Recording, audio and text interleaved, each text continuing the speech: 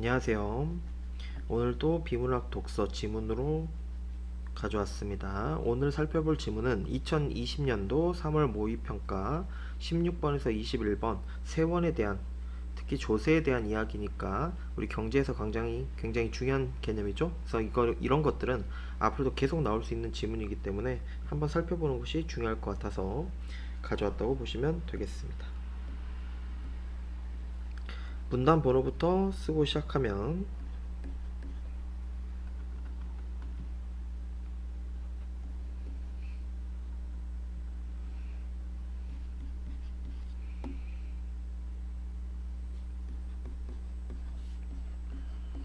여섯 개의 문단으로 되어 있는데, 이 글은 그래프가 있긴 하지만 그냥 단순히 뭐 기호로 표시해서 우리가 살펴볼 수만 있으면 되는 정도의 지문이기 때문에 내용 자체는 어렵지 않습니다.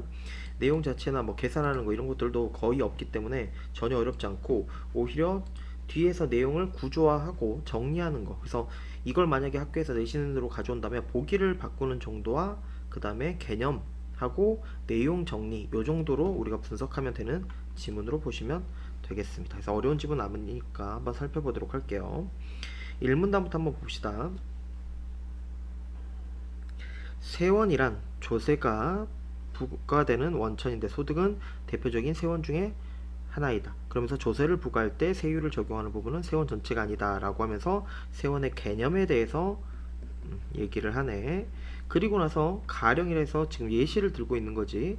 우리나라 부양가족이 있는 사람에게는 개인의 총소득 중 일부를 공제한 뒤에, 그치, 부양가족이 있는 사람, 그래서 뭐 자식들, 부모님들 부양하는 분, 이런 분들 보면 사람 가족이 많아질수록 공제를 제하는 걸 많이 해주는 거지. 그리고 만약에 이런 식이야. 만약에 5천만 원을 벌었어. 근데 2명 부양가족이 있는 것과 6명 부양가족이 있는 건 다르지. 만약에 한 명당 뭐 500만 원을 예를 들어서 쳐준다고 하면 얘는 2명이니까 1,000만 원. 그러면은 5천에서 1,000만 원을 뺀 4천만 원만 세금을 매기는 거고, 얘는 3천을 뺀 2천만 매긴다. 이런 식으로 우리가 개념을 잡아가는 거야. 그래서 부양 가족에 따라서 소득 공제가 달라지는 요걸 지금 얘기한 거야. 그러면서 과세 대상 으로부터 얻는 만족감이 동일한 자에게 동일한 조세 부담을 요구하는 것이 공평하다고 생각되기 때문이다. 개인의 총소득에서 공제를 한 뒤 세율이 적용되는 소득을 과세표준이란다. 과세표준의 개념도 나왔네. 그리고 납세 부담액, 즉 세액은 과세표준의 세율을 곱한 것으로 산출된다. 그러니까 지금 과세표준도 개념이 나왔고 세액에 대한 개념도 나왔네. 납세자가 부담할 세액을 결정하는데 활용되는 세율은 한계 세율. 세율 중에서도 한계 세율. 한계 세율이란 세액의 증가분이 과세표준의 증가분에서 차지하는 비중을 말하는데, 세액의 증가분을 과세표준의 증가분으로 나눈 것이다. 이 밖에도 평균 세율, 실효 세율 등이 있다라고 지금 얘기를 하고 있네. 얘를 한번 우리가 정리를 해봅시다. 얘를 정리를 해보면 이렇게 우리가 정리가 되겠지. 1문단에서 처음에 세원이라는 거에 대해서 개념을 설정했었지. 여러분들이 여기다가 채우시는 공부를 하셔야 돼. 그러면서 이 세원에 대해서 가령이라고 하면서 모두 예시도 들어줬고, 그 다음에 과세표준, 세액, 한계 세율, 요런 것들도 전부 다 개념 설정을 했지. 그리고 나서 한계 세율에 더해서 뭐 평균 세율이라든지 실효 세율을 설명하는 게 1문단의 내용이었네. 그러면서 예를 지금 바로 들어버리죠. 2문단에서는 예를 들은데 다음 예를 통해 세율에 대해서 이해를 해보자.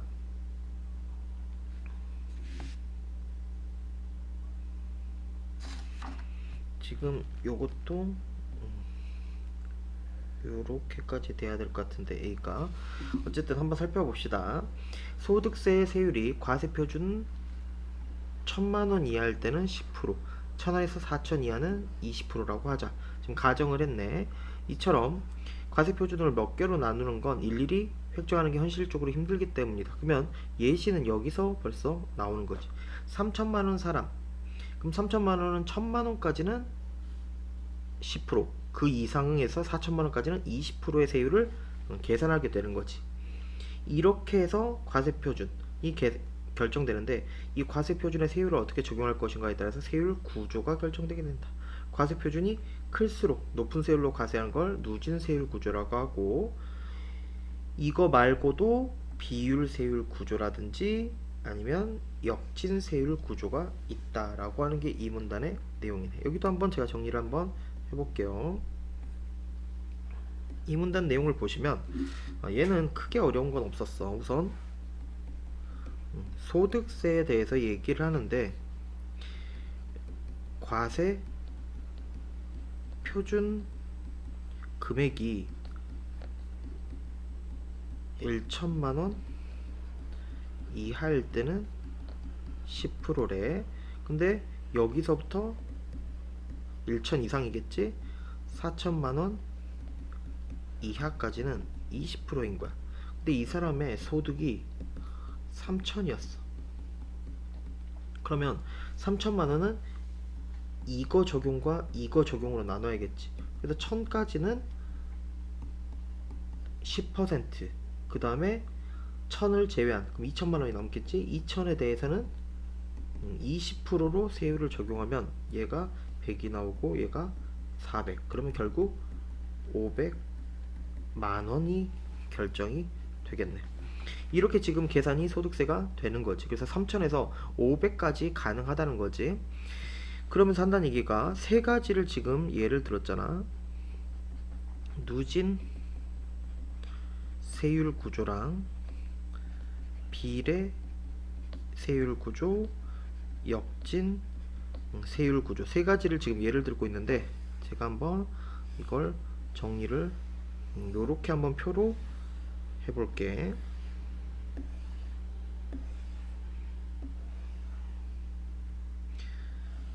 만약에 나눠가지고 얘를 과세 표준이라고 보고 얘를 평균 세율이라고 본다면, 이 표로 정리해버리면 여러분들도 공부하기가 편할 거야.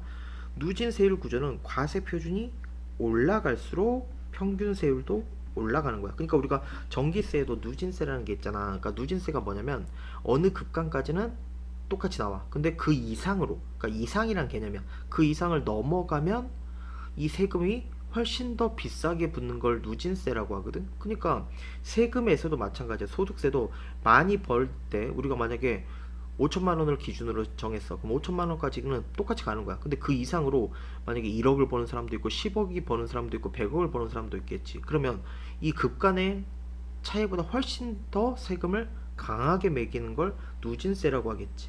그러니까 당연히 과세 표준이 올라갈수록 평균 세율은 올라가는 거야. 근데 비례는 과세 표준이 올라가도 비례 같아야 된다는 거지. 평균 세율은 동일해야 된다는 거고, 역진, 누진과 반대야. 이 둘은 반대라고 생각하면 돼. 과세 표준이 올라갈수록 평균 세율이 내려가는 걸 우리가 역진이라고 얘기를 한다라고 정리하시면 크게 어려울 건 없어 보이는 문단입니다. 그 다음 3문단으로 한번 가봅시다. 대다수 국가에서 소득세는 누진세율 구조를 적용하고 있대. 대다수의 국가는 누진세다. 이유가 설명이 되는데, 경제적 능력에 따라 조세를 부담하는 게 불공평하다. 공평하다. 그치. 그러니까 경제적 능력이 좋을수록 세금은 많이 내자. 이게 공평하다라고 얘기하는 거야. 근데 그 시작은 어디서 시작됐냐? 공리주의자.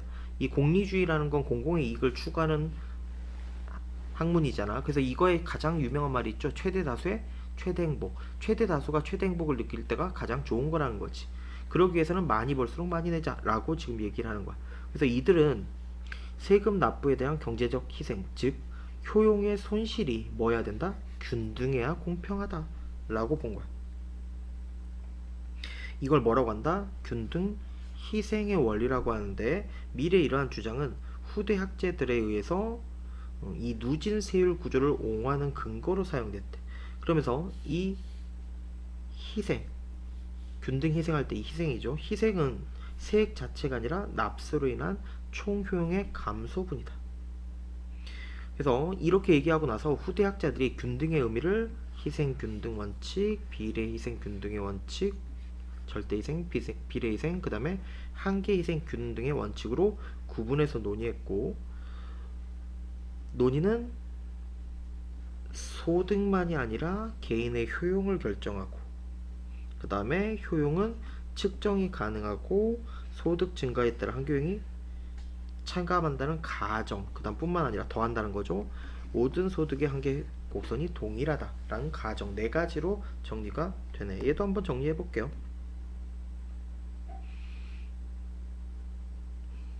보시면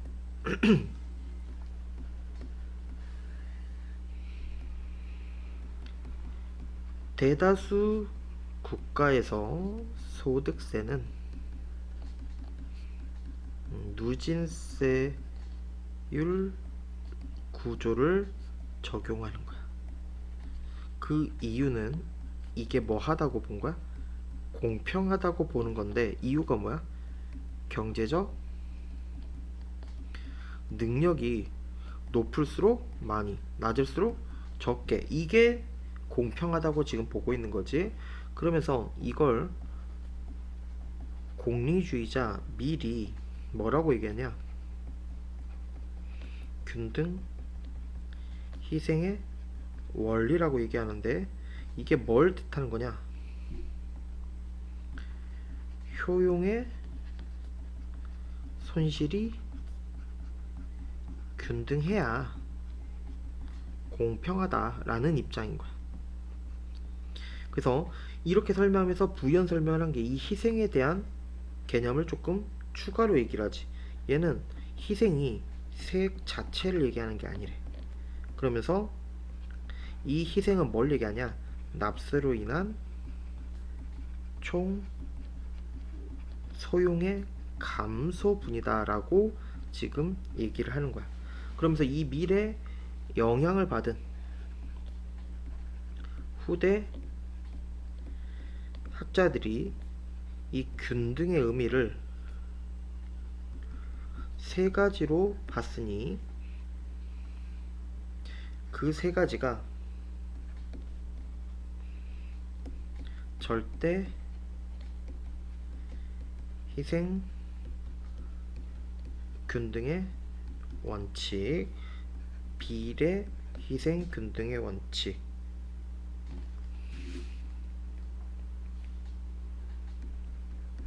그 다음에 세 번째 한계 희생 균등의 원칙, 세 가지를 지금 얘기를 하는데, 이거에 대한 가정을 지금 몇 가지로 얘기한다? 네 가지로 설명하고 있는, 요게 굉장히 또 여기서는 중요한 내용이 될 수 있겠네. 첫 번째 뭐라고 얘기했습니까? 소득만이 개인의 효용을 결정한다고 했고, 두 번째 효용이라는 건 측정 가능하다. 세 번째 소득 증가에 따라서 한계 효용이 체감한다. 그 다음에 뿐만 아니라 마지막에 뭐라 그래? 모든 사람, 이 사람들의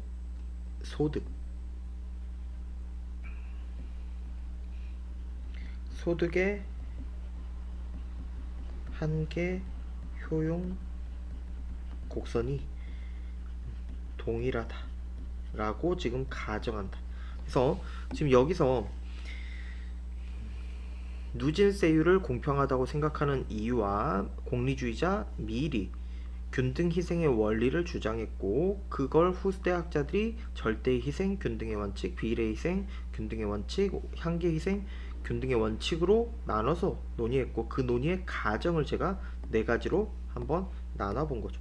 그래서 당연히 이런 것들이 굉장히 중요하게 나올 수 있으면서 재밌는 건 이 1, 2, 3 세 가지 후대 학자들의 견해가 각각 어떻게 나타나?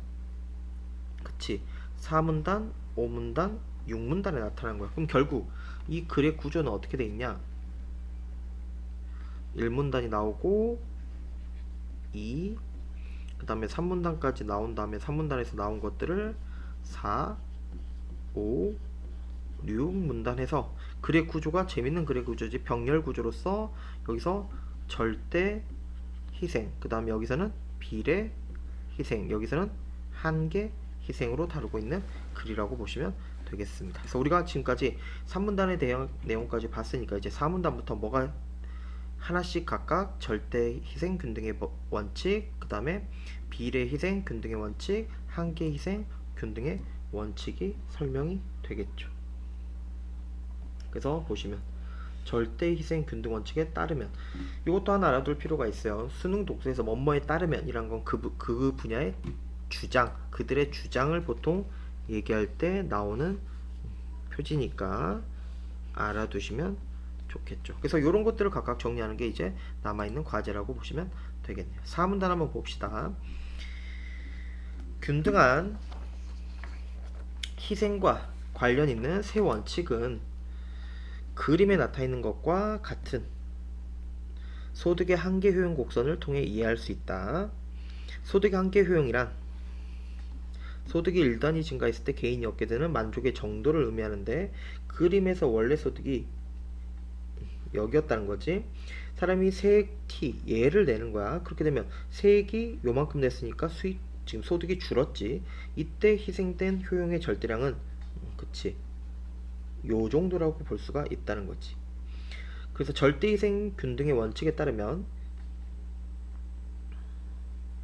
각 개인들이 조세를 부담함으로써 떠안게 되는 희생의 절대적 크기가 균등해야 한다.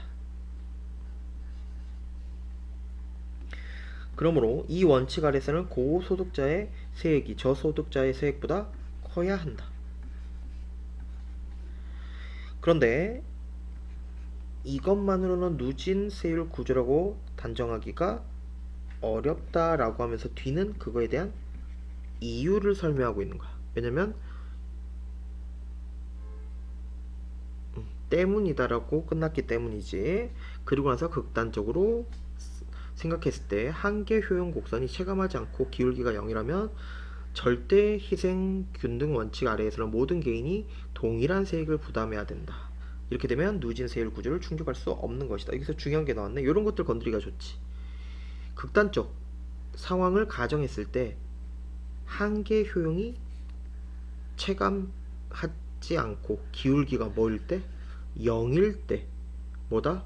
절대 희생 균등 원칙에 따라 모든 개인이 동일한 세, 요런 것들이 시험에서는 말장난치기가, 선생님들이 바꾸기가 좋은 부분들이지. 그래서 4문단을 정리를 해보시면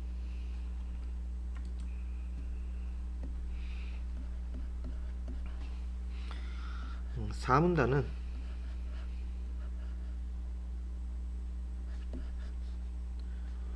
균등 희생 원리의 첫 번째, 절대 희생 균등의 원칙을 몇 가지로 설명했다? 그렇죠.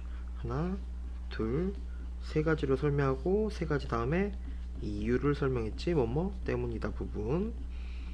그리고 나서 네 번째 특징까지. 그러면 얘도 지금 4문단 단독으로 적절한 거 적절하지 않은 거 괜찮아 보이죠? 그리고 이어서 5문단으로 가면 균등희생의 원리 두 번째를 설명할 거고, 비례 희생 균등의 원칙을 설명하겠지. 그리고 나면 당연히 마지막은 6문단 원리 세 번째, 한계 비용 희생 원칙. 요렇게 지금 글의 구조가 갈 거라는 걸 우리는 이미 알고 있다는 거죠. 5문단으로 가봅시다. 5문단 가시면 과세 이전에 총 소득으로 얻는 총 효용에서 납세로 인한 효용의 상실, 즉 희생이 차지하는 비용이 모두 개인에게 동일해야 된다. 이게 비례 희생, 같아야 된다는 거지. 희생은 이는 그림에서 면적 B를 면적 알파 플러스 B로 나눈 거랍니다. 지금 이게 베타였잖아. 얘를 얘하고 얘 더한 걸로 나눠야 된다라고 지금 얘기를 하는 거지. 이렇게 나눈 값인 효용의 희생 비율이 모두 똑같아야 한다는 뜻이다. 이 원칙 아래에서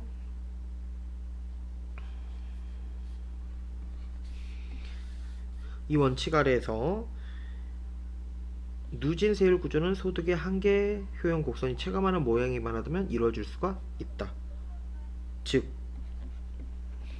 소득의 한계 효용 곡선이 반드시 가파른 기울기를 가질 필요는 없고 비례 희생 균등의 원칙 아래에서 만약 효용 곡선 기울기가 0이라면 0, 아까 또 0이죠. 지금 이런 게 중요하지. 비율 세율 구조가 될 것이다. 그래서 여기서도 마찬가지네. 비례 희생 균등의 원칙에 대해서 지금 몇 가지로 설명하고 있어요? 제가 방금 네 가지로 한번 구분을 해본 거지. 그러니까 물론 글이 그렇게 나와 있지 않지만 제가 구분을 그렇게 해본 거예요. 그래서 이런 것들은 사문단 균등 이상의 원리 1번과 2번 이런 것들은 적절한 거 적절하지 않은 것으로 우리가 구분해서 내기가 괜찮은 문단. 마지막 6문단이죠. 이 한계희생 균등에 따르면 과세 이후에 얻는 한계효용의 크기가 모든 개인에게 동일해야 된다. 근데 여기도 쉽게 볼 수 있는 방법은 요 두 개만 보시면 돼요. 그래서 그림에서 조세 부분의 마지막 단위에서 발생하는 한계효용은 선분의 YTS 길이로 나타낼 수 있는데 아까 요걸 얘기하는 거겠지. 나타낼 수 있는데 한계희생 균등의 원칙에 따르면 이 길이가 모든 사람에게 같아져야 된다 라고 지금 얘기를 하네. 그 결과 과세 이전의 소득 수준과 관계없이 모든 개인이 동일한 효용의 크기를 가지게 되고 따라서 이 결과 그 다음에 따라서 결론이네. 한계 희생 균등의 원칙을 적용하면 고소득층일수록 매우 무거운 조세 부담이 요구된다. 그래서 6문단은 첫 번째 개념을 설명하고 그 결과 따라서 그래서 요렇게 정리하시면 될 것 같습니다. 그래서 이 글은 전체적으로 1, 2, 3문단에서 개념 위주로 설명을 한 다음 4, 5, 6에서 균등 희생의 원리 첫 번째 절대 희생 균등의 원칙 5문단에서 두 번째 비례 희생 균등의 원칙 세 번째 한계 희생 균등의 원칙을 설명 글로 재밌게 시험 문제를 바꾸려면 얘를 기억, 얘를 니은, 얘를 디귿으로 하셔도 되고 또는 어떻게 내도 돼? 얘하고 얘만 비교해서 기억 니은으로 내셔도 좋을 것 같다. 그래서 시험의 출제 요소들을 조금 살펴보면 요런 부분 계산하는 거 그 다음에 이 둘 요걸 말장난치기가 좋겠지. 그리고 나서 이 부분 그 다음에 얘네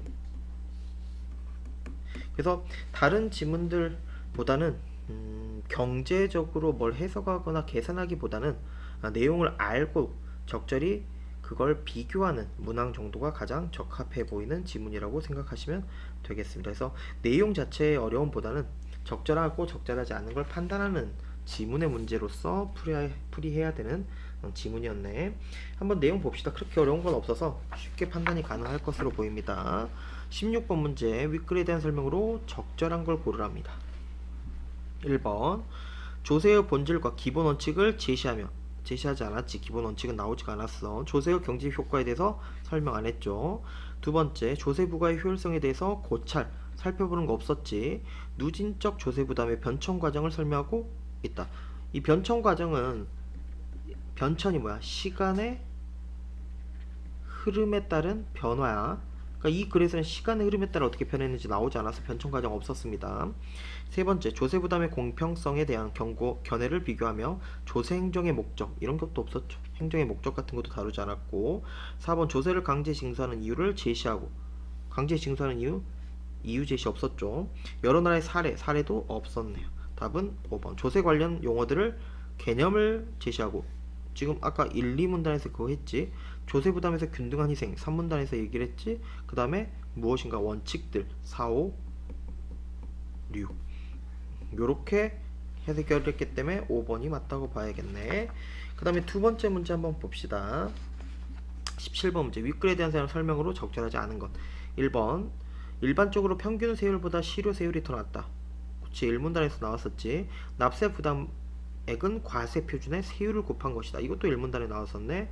대다수 국가의 소득세를 비례세율 틀렸지. 누진 세율이라고 아까 얘기를 했는데 답은 3번. 세액 산출 시 과세 표준을 몇 개 구간으로 나눠서 적용할 수가 있다. 우리 아까 계산 문제에서 봤었던 거 기억나시죠? 이 문단에서 계산했었잖아. 누진 세율 구조 문제인지 여부는 과세 표준이 증가할 때 평균 세율이 증가하는 여부. 이것도 이 문단에서 나왔네. 답은 쉽게 골랐고, 그 다음에 18번 문제. 이것도 뭐 보기가 그래프가 나와서 어렵다고 생각할 수 있지만 별로 어렵지 않습니다. 여기서 판단을 봐야 되는 게, 우선 먼저 우리가 봐야 되는 게 이런 것들이 있지. 지금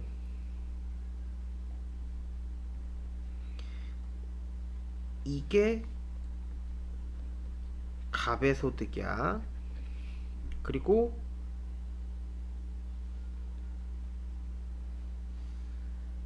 이게 을의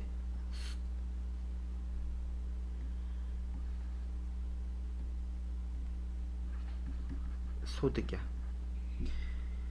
그래서 여기서 우리가 이걸 알고 조금 보셔야 되는데, 위는 갑과 을의 소득에 대한 한교의 곡선이래. 그러면서 갑은 G5만큼, G에서 5 요만큼, 그러니까 지금 요걸 얘기한 거지.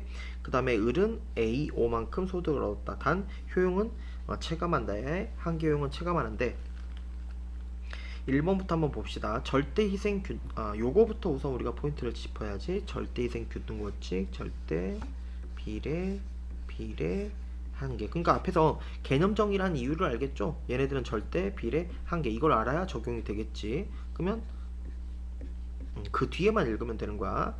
만약 한계 효용 곡선이 체감하지 않고 기울기가 0이라면 갑과 을은 동일한 세액. 아까 어디서 나왔었어? 그치, 4문단에서 우리가 정리를 했던 걸로 기억을 하는데, 여기 있네. 0이라면 모든 개인이 동일한 세액을 부담해야 된다. 맞네. 2번 절대희생 균등의 원칙. 갑과 을이 내야 할 세액이 각각 GH와 AB라면, 지금 여기를 얘기하죠. GH와 AB라면 GHIJ 여기와 ABCD, 여기가 면적이 어떻게 해야 된대? 얘와 얘가 같아지도록 해야 된다. 그렇지, 절대 희생이니까 맞는 얘기지. 절대희생 균등 원칙에서는 조세 부담으로 인한 희생의 절대적 크기가 동일해야 된다고 얘기하잖아. 절대적 크기가 동일해야 돼. 맞는 얘기고. 3번 비례 희생 균등 원칙에 의하면 을의 효용의 희생 비율. 그러면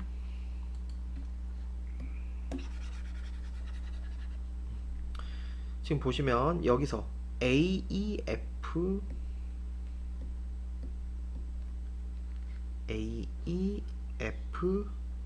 D, 그 다음에 AOKD,